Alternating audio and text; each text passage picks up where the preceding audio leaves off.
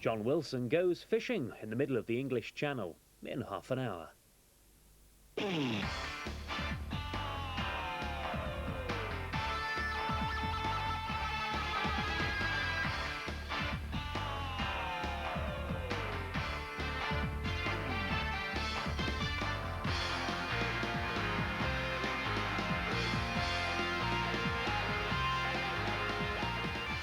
On this week's Roadshow, we have seen the future. It's blue and it comes from India. At home with Vauxhall, we visit Motown UK. The Bexhill 100 hits the road again, and second-hand roses use motors that can actually make you money. On the Roadshow, we'd like to see modern cars in historic settings around our region, in towns and villages established long before the car was even invented. And today, we're turning the tables. When this car was designed, the city of Milton Keynes was unheard of, and it was long gone by 1967, when New Milton Keynes was still just a squiggle on the town planner's fag packet. Milton Keynes is now 27 years old, and it's home to 162,000 people. And the car, well, it's back on sale, and it's come for a look round.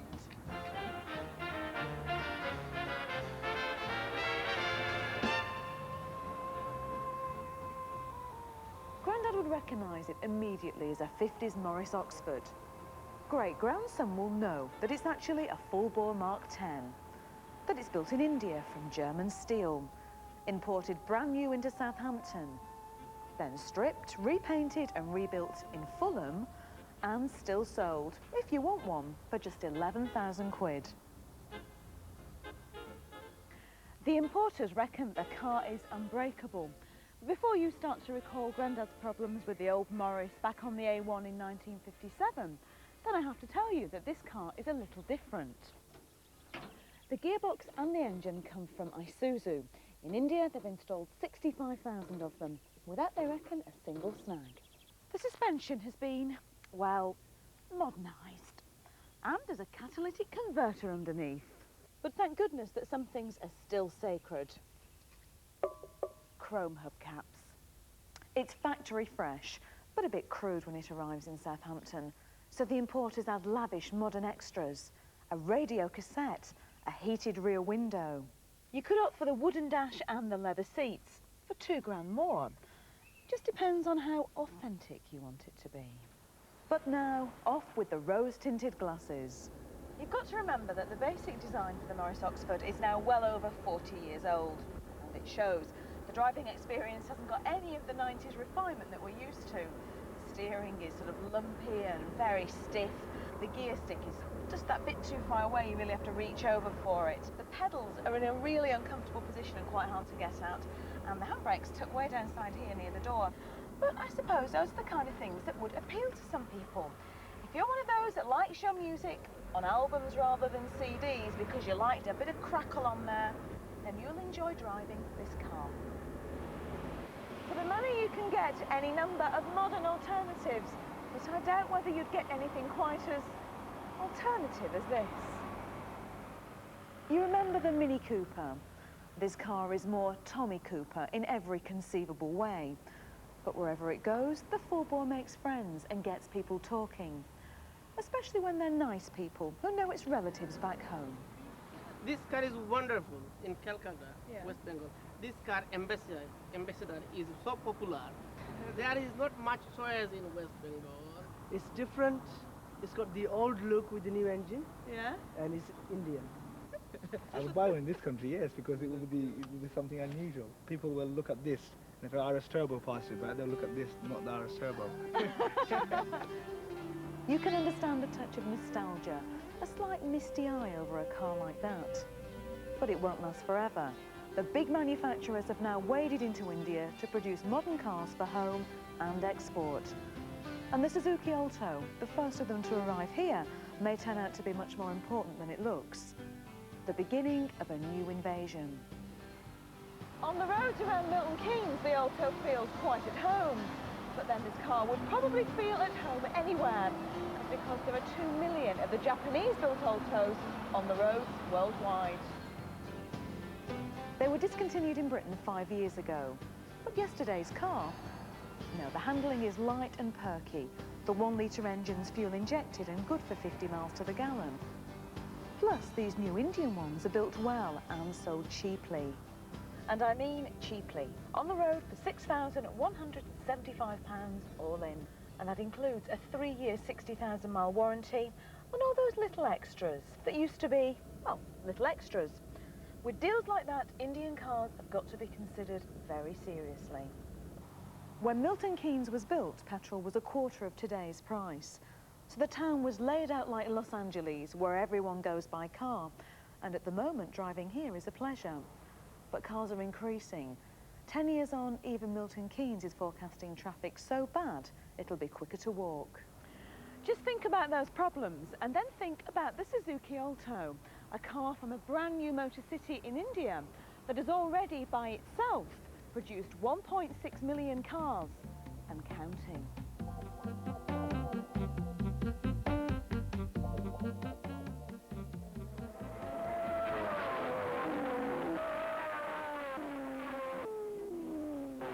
I've got a question for you.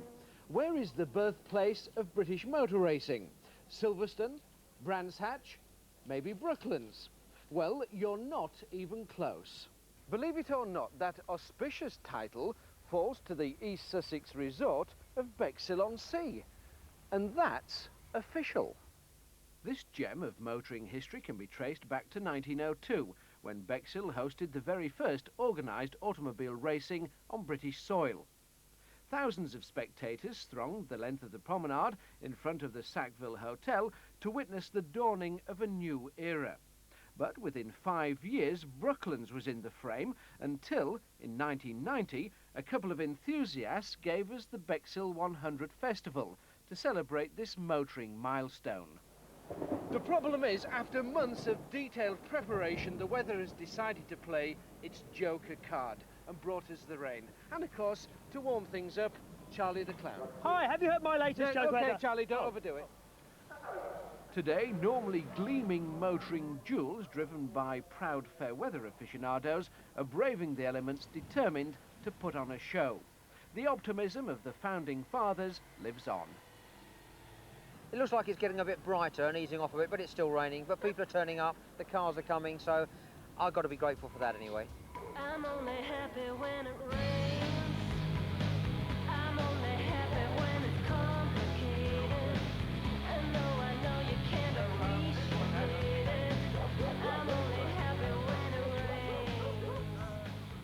It's simply too wet and too early to fire up the oldest car in the show, an 1896 Whitney Steamer owned by Mike Mutters from Surrey. What drives him on a day like today? It's the challenge of making them work. It's ancient engineering, it's practices that are long forgotten, and you've got to relearn old skills, and the pleasure of making an extremely ancient vehicle like this work satisfactorily. This is the only Brooks steamer in England. Forget about wet days, there's nothing to get steamed up about. Steam power gave way to horsepower, and this monster delivers hundreds of them. Built a bit more for comfort is this spectacular American dream machine. It's a 1991 Dodge Stealth, twin turbocharged, 3-litre, 24-valve, double overhead camshaft, fuel-injected beast. And it's supposed to do 0 to 60 in about 5 seconds, top speed of 165, 170. Cheers, mate. If it's fun you're after, then how about this 3.5-litre 1957 Ford Pop, which runs on nitrous oxide? That's laughing gas to most people, which makes it go a lot faster. Some people would say that you need laughing gas because you've got a great sense of humour with a car like this. You could say that. The only problem is in the wet, the rear end tends to step out. It's very, very slippery, and the power that goes through the back wheels obviously makes it spin if you floor it too hard. Not a bad drive, great for the pose value, but strictly sunny day stuff. When you organise events, you've got to be an optimist. You can't do anything about the weather, but we've still got a lot of people turn up. Look at the cars here, the people wandering around. It's still going to be a good show, just a damp one. One of the features of this year's show is to celebrate the legendary Cosworth engine from Northamptonshire. Cosworth's first Grand Prix win was at Zandvoort, Holland in a Lotus 49, 30 years ago to this very day. Back then, Mike Costin and Keith Duckworth had no idea what they were getting into. When we started to design it, we just thought that because of our past experience and another engine we'd done, that we would get enough power to be equal and better than the engine that was winning at the time, which was the Repco Brabham. And so we started off that we should be able to get 400 horsepower and that would make us into a winner. And we, just vaguely imagined that for a year or two we would have a chance, and then we might have to start again and do better. And the rest, as they say, is history. I'm only happy when it rains. Feel good when things are going wrong. I only listen to the sad, sad songs. I'm only happy when it rains. At last, glorious sunshine. But when somebody asks you where the birthplace of British motor racing is, remember, Bexhill-on-Sea. Isn't that right, Charlie?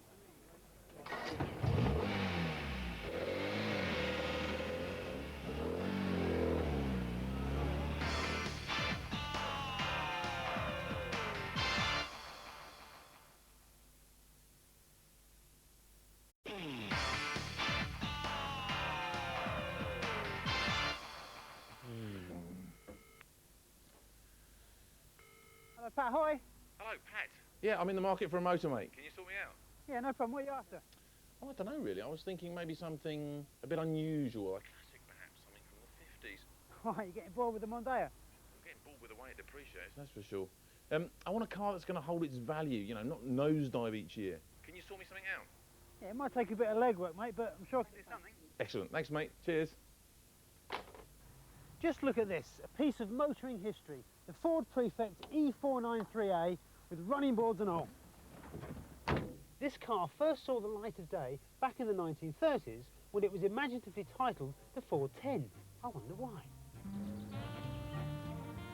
The late 1940s saw the name changed to the Prefect, and this 1953 model was the last of the classic high-top design that gave way to the smoothed-out body shape of the E100E. The 10 brake horsepower 1.2 litre engine will give you a heady top speed of around 55 miles per hour. And that's downhill with the following tornado. And there's a surprisingly good fuel consumption of around 35 miles per gallon. The 4-speed gearbox can be a bit confusing. Reverse is where most modern cars have their first gear. So if you're not concentrating at the traffic lights, make sure there's no one behind you. You might think that this car comes with a sunroof, but this span of fibre material was actually used in place of metal to reduce production costs. If you want a summer breeze, just open the window. Depreciation is certainly one thing this little beauty doesn't suffer from. At £400 new back in 1953, one of these today would set you back around £3.5 grand. Nick, hi, it's Pat. Ford Prefect, mate. It's perfect. Do you want it? Well... Come on. Bit of classic 50s style. Well, you see, I'm not sure. You see, her indoors, she fancies something a little bit more sporty, a two-seater, perhaps. Where you're not going to lose any money, right? Yeah, right. Got anything in mind? Well, look, I know a chap who's got a Morgan. Yeah, hand-built, traditional British sports car. Sounds great. Can you run the wall over it for me, mate? Yeah, I'll check it out and get back to you. Bye. If a genie was to give me 3 wishes, one of them would have to be to own a Morgan. This really is the epitome of the traditional English sports car. And do you know, for a shade under 15 grand for this G-Reg 4x4, I reckon I could save myself a wish. First produced in 1936, the 4x4 is the longest running production car in the range. This model, with its sumptuous red leather seats, comes complete with a walnut dash, wire wheels and a stainless steel exhaust. These cars are all hand-built, and the ashwood frame, combined with the steel panels, makes the car very flexible and very strong. The 1600 Ford engine will whisk you from 0 to 60 in around 8 seconds and onto a top speed of about 105 miles per hour. Steady drivers should expect to get around 25 to 30 miles to the gallon. But hey, Who's going to be a steady driver in a soft top like this with rain clouds like that?